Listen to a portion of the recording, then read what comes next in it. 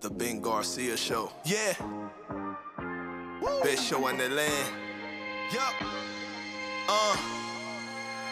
Listen. Come and get your information from Ben Garcia. Get the latest on your quarterback, running backs, and receivers. Tune in, so any other show you don't need them. Any news that he giving out, please just believe him. Giving out the latest prediction and top-notch analysis. Wanna hear the truth, better have thick skin like calluses. The latest move that your team just made can be damaging. The dudes ain't speaking no facts, they just be rambling. Lights, camera, action, turn on the show, go get the cameraman.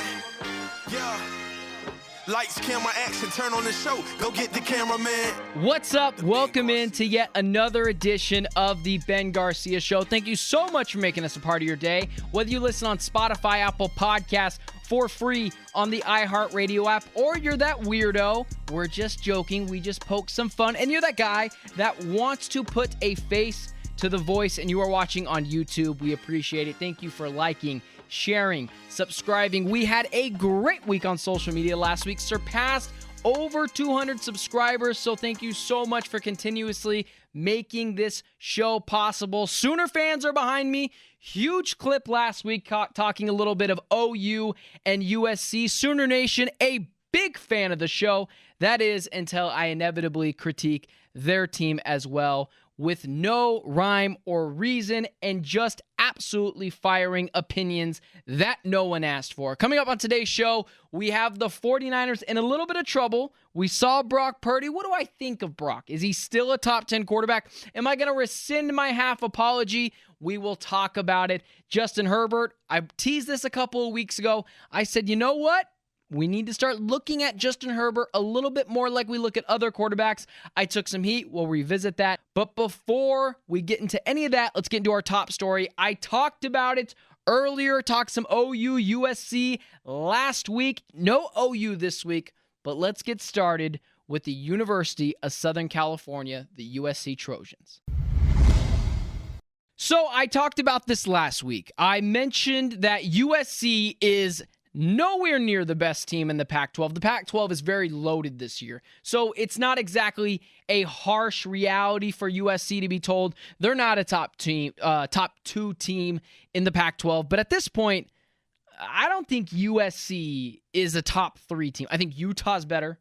I think Washington is miles better than USC. Oregon, miles better than USC. And Oregon State is a sneaky good team as well.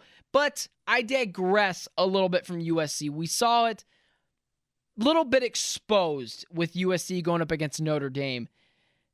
And some really not so timely things came out for Caleb Williams that I did not love. Now listen, for those that know, I'm an Arizona Cardinal fan. I was one of those people that, you know what, I don't tend to watch games or root for teams like I used to as a fan, but there'll always be that fandom there where I am rooting for that team, where I am a Cardinals fan through and through.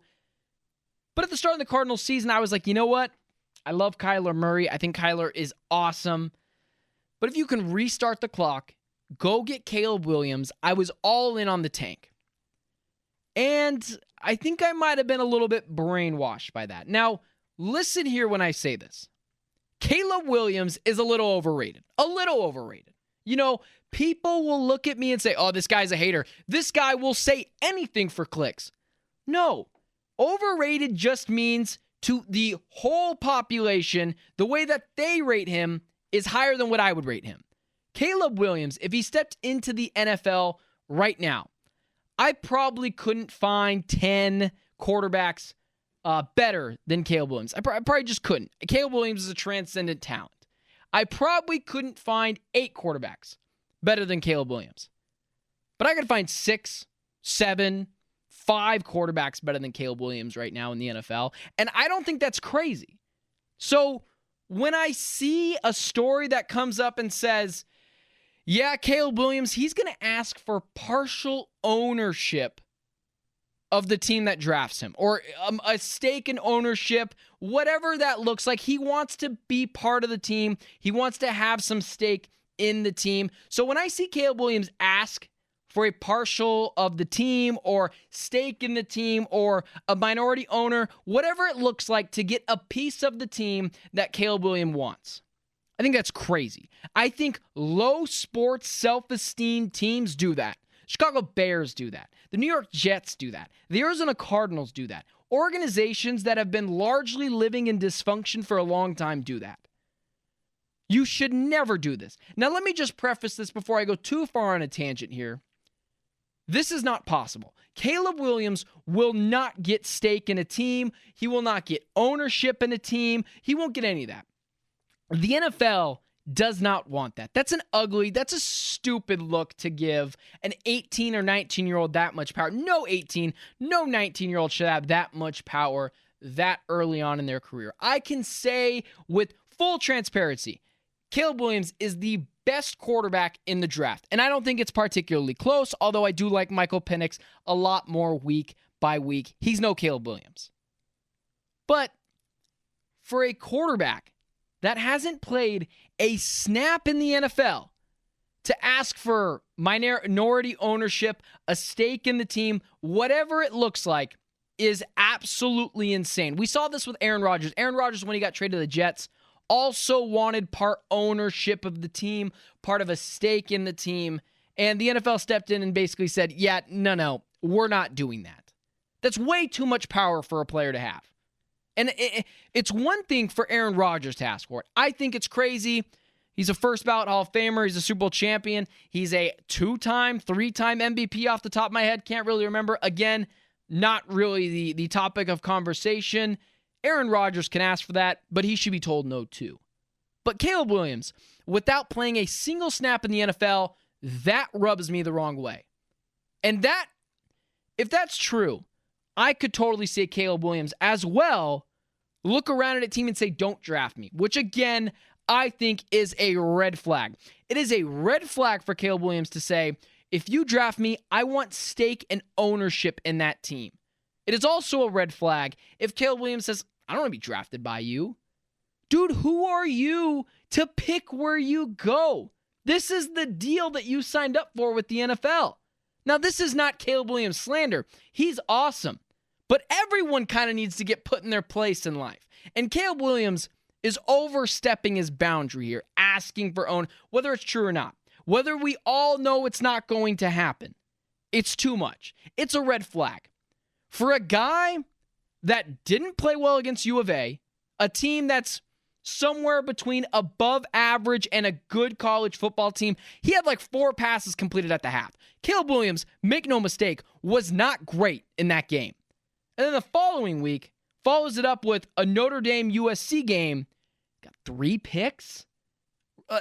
Focus on the subject at hand, Caleb Williams.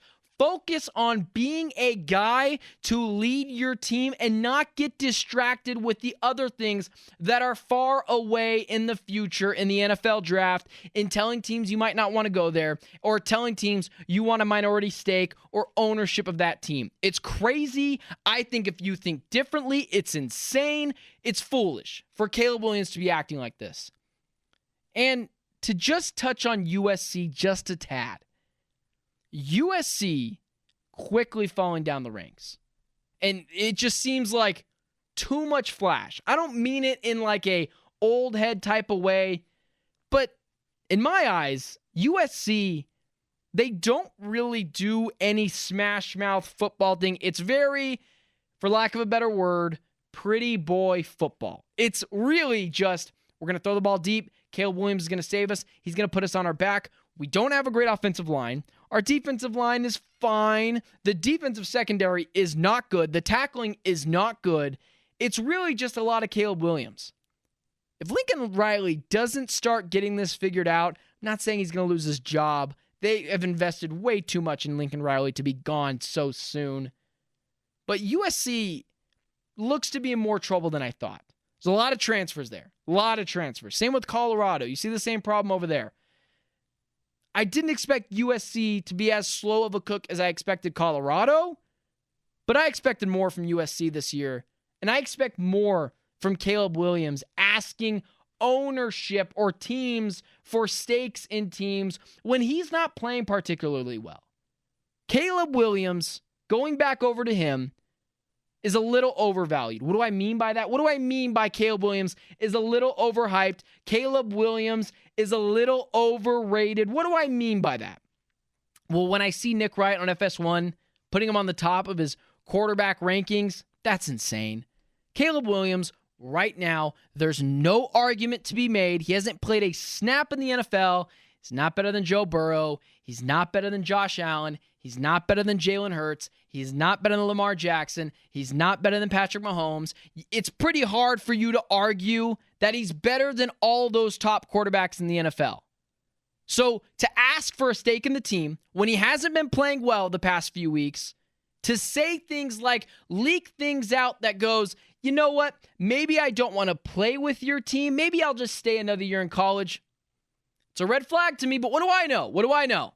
It seems like a red flag to me. Don't love that attitude. If we're going to hold the attitude standard to quarterbacks and we're going to grade quarterbacks like Kyler Murray so harshly because of their attitude or Aaron Rodgers because of their attitude, you see a guy like Caleb Williams asking for ownership, a stake, a slice of the pie in a team when he has not been playing his best football over the past couple of weeks.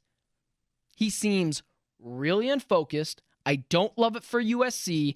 I don't love it for Caleb Williams. And right now, yes, let me just rephrase or preface myself or repeat myself. Caleb Williams is the best quarterback in the draft. It's probably not very close. But to act like you've been there before when you haven't played a snap in the NFL, not only in my opinion does that put a target on your back as the guy that thinks he's better than everyone else, but I can name 5, 6 quarterbacks already better than you in the NFL, which is not crazy. So with that being said, Caleb Williams, he's acting a little crazy right now. I don't love it, and I think it's a little bit of a red flag. You know, it feels like every week I'm either talking about the San Francisco 49ers or the Dallas Cowboys. And I try not to repeat myself. I try to keep the show fresh.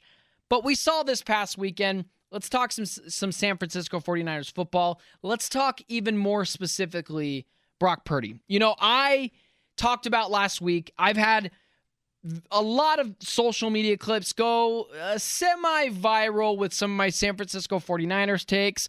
Of course, they're a minute long of a 30-minute podcast, and no one sometimes really seems to, I shouldn't say no one, but oftentimes, people will just comment without seeing the full context. So with that being said, let's talk a little bit more Brock Purdy and the San Francisco 49ers. You know, last week, I half apologized to Brock Purdy because I'll admit I was half wrong on Brock Purdy. I didn't think he was this good. Let me preface that by saying I don't think he's a top 5 quarterback in the NFL. I don't think he's a top 10 quarterback in the NFL. I don't think he's a top 12 quarterback in the NFL. I think he's somewhere between 13 and 15, and I think that's perfectly fair. I think it's perfectly serviceable, and I don't rip into Brock Purdy like I do Dak Prescott because Brock Purdy, his expectations, they're just lower. He was a 7th-round pick. He was Mr. Irrelevant. He makes no money compared to Dak Prescott. So I'll wait and see what the money looks like with Brock Purdy because that tells us what Brock Purdy thinks of himself. And then I have to hold Brock Purdy to a higher standard. But here's what I say. Let me defend this take really quickly. Brock Purdy is somewhere between a 10 to 12 quarterback. Sorry. Brock Purdy is somewhere between a 12 to 15 quarterback in the NFL. That's where Brock Purdy lands. I don't know specifically where exactly I would put Brock Purdy, but he's somewhere between 12 and 15 of the NFL hierarchy of quarterbacks. And we've cited this before. I've said he's mostly a product of Kyle Shanahan. There's no shame in that. There's a lot of quarterbacks that are products of their head coaches. Every quarterback is a system quarterback to a T, to a sense. Patrick Mahomes works really well in Chiefs because he has Andy Reid, but also Patrick Mahomes is really freaking good. Brock Purdy, mostly a specimen of what Kyle Shanahan has created. And then you look at the players around him. George Kittle, Brandon Ayuk, CMC, guys like Deebo Samuel, Trent Williams anchoring the offensive line, elite left tackle, the best left tackle in football. But what happens? What happens when you take some of those weapons away from Brock Purdy? Well, we saw it against Cleveland Browns. The Cleveland Browns were starting P.J. Walker. There's absolutely no reason. I get the Cleveland Browns defense is really good. There's absolutely no reason why the San Francisco 49ers should not have walked all over the Cleveland Browns. This is not an indictment on the defense of the San Francisco 49ers. This is not an indictment on the defense of the Cleveland Browns. I totally get the Cleveland Browns defense is good. But you need to beat P.J. Walker. You just do. If Deshaun Watson would have played, it's a little bit of a different story. I think I still come on here and talk about it, but it's a little bit of a different story because you have to add that Deshaun Watson's just a better quarterback probably than Brock Purdy right now. Although, no one really loves to say that because Deshaun Watson's got a lot of problems that even I don't even want to touch with the 20-foot pole. But I digress on that. Brock Purdy, what happens when you take away some of those weapons? Well, we saw it on Sunday. Brock Purdy gets minimalized a little bit. Brock Purdy right now is like a really, really good point guard in the NFL. One of my friends said this, and it does make a lot of sense. But then I kind of took it with Brock Purdy's kind of like Rajon Rondo of the NBA. Brock Purdy is like the fourth or fifth most important option on a championship team. If you elude that to the NBA, that knocks Brock Purdy down to like the seventh or eighth thing. There's 11 guys on the field in the NFL. There's 5 guys on the court in the NBA. Brock Purdy is not asked to make crazy plays. He's not asked to rip up guys' ankles, hit, step back threes. That's not what Brock Purdy is. Brock Purdy's job, like Rajon Rondo, facilitate. Find guys that are open. Be really precise. Brock Purdy is very similar to Rajon Rondo in the role of a championship team. Guys like Deebo Samuel, guys like CMC, players like George Kittle, Brandon Ayuk, Trent Williams, Kyle Shanahan. Brock Purdy isn't asked to be carrying this team because, again, everyone knows his limitations. So you take away CMC. You take away Deebo Samuel. You only have certain players out there that can help you. Instead of having 4 elite Pro Bowl type caliber weapons, you have 1, you have 2, and Brock Purdy can't carry you. That shows you right there. He's not a top 8 quarterback. He's not a top 6 quarterback. He's not a top 10 quarterback. Somewhere between 12 and 15. There's nothing wrong with that.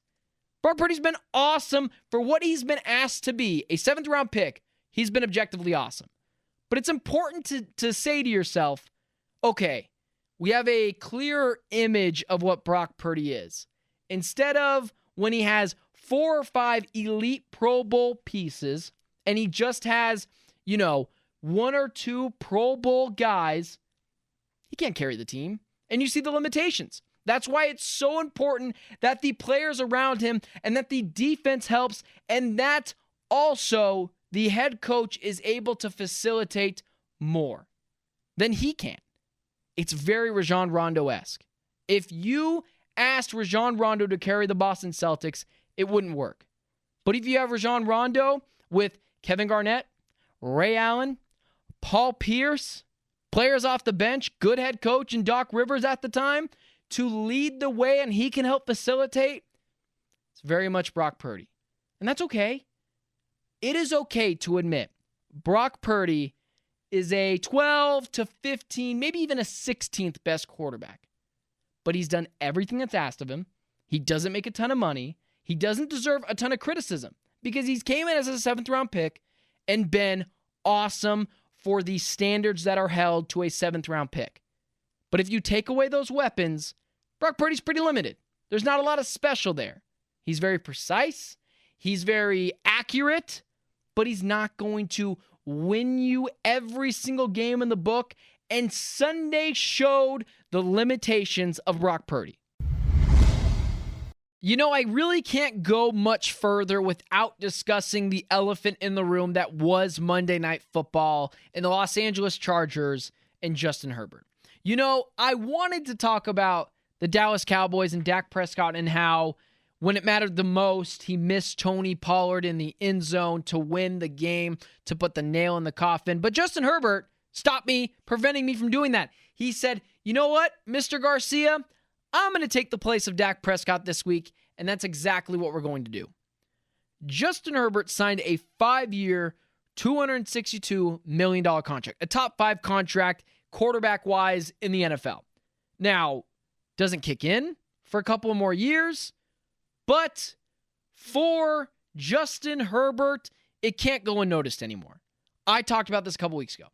I was one of those guys who said, listen, Tua Tagovailoa, is he better than Justin Herbert? And even I still not 1,000% sure I can buy into that. Justin Herbert has it all.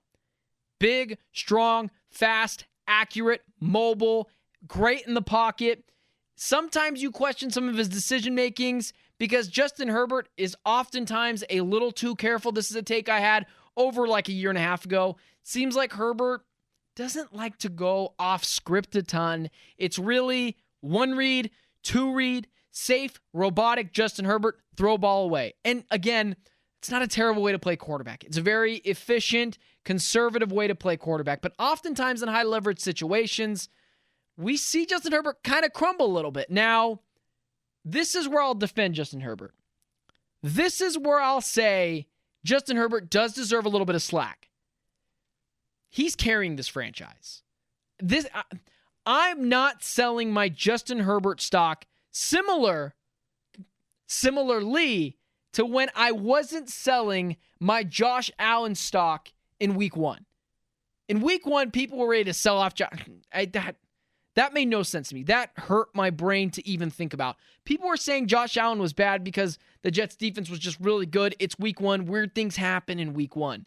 But Justin Herbert, people were all cool with. And I said, I'm not selling my Josh Allen stock just yet.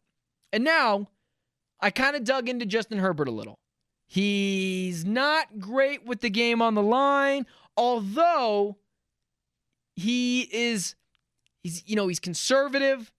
Those kind of things, conservative, not great with the time management, trying to get guys lined up, trying to win the game. When the game is on the line, Justin Herbert has been less than advertised. So let's just leave it at that. It's really dicey to get into when you talk about Justin Herbert and that, because again, he's got all the tangibles. Big, fast, strong, smart kid. A guy who's very mobile in the pocket, delivers strikes, and just makes your jaw drop with some of the throws he makes. But sometimes, again, a little too robotic. One read, two read, throws it away. This is where I'll defend Justin Herbert. This is where I'll explain to you that I'm not selling my Justin Herbert stock just yet, just like a lot of other people. At first, I came on here and was like, I'm going to rip Justin Herbert a new one. I'm going to rip him a new one. He was not great. He was pretty much the reason why they lost that game on the surface level, because you just look at the pick that he had to seal the game. Justin Herbert is carrying this franchise. This defense is bad. This coach is bad. So I'll say it again. Justin Herbert is carrying this Los Angeles Chargers franchise. The defense, although exceedingly expensive, is just not good. Can't get a stop. Can't stop a nosebleed. Brandon Staley is a little Cliff Kingsbury-esque, where he looks like a coach. He talks like a coach. He does command a room pretty well just with his aura. He looks like a head coach, but he's not an NFL head coach. Brandon Staley, I hate to rip into guys who have that job for a reason. Obviously, he's paid his dues. Brandon Staley is so bad at everything when it comes to a head coach. You like to see a head coach, when they come in, you can say, how good is the coach? Robert Saleh. For me, I've been highly critical of Robert Saleh. I'm like, defensive guy, can he coach? Can he motivate? What am I supposed to say about that? Robert Saleh is able to completely transform that Jets defense. He's able to motivate incredibly well. Brandon Staley can't do any of that. Brandon Staley can't get his side of the ball correct. The defense is atrocious. Brandon Staley is not good. The defense is horrible. Justin Herbert has been without Mike Williams. He's been without Austin Eckler. He just barely got Austin Eckler back. Justin Herbert is carrying this franchise. I can't completely sell my Justin Herbert stock right now without giving him a fair shake. His coach is bad. He's always having constant injuries. He's always got players injured. Keenan Allen's always got a soft tissue injury. Mike Williams is always injured, and now he's done for the year. Austin Eckler rolls an ankle. Last year's offensive line completely depleted. We saw Rashawn Slater go down. This is the problem. Justin Herbert is having to carry this franchise. So I have to table the Justin Herbert hate. I have to give him time to be able to settle into his own, get teammates, get a coach, get players that are able to surround him and help him collectively do what he does best. But for now, you can't sell your Justin Herbert stock. If you're selling your Justin Herbert stock, you're doing it without giving him a fair shake. His defense is bad. He's always dealing with injuries on his team. He never has all of his weapons aside from week 1. And Brandon Staley is just really, really bad. Ownership, not great either. They should have fired Brandon Staley last year when they had the chance and got someone else. But they could possibly, the solution to this, firing Brandon Staley and going and getting Ben Johnson. If Justin Herbert has the same problems with Ben Johnson or an offensive coordinator-esque guy who can come and be his head coach, we'll have a different discussion. But Justin Herbert is carrying this franchise. And I think you're doing a disservice by writing him off right now.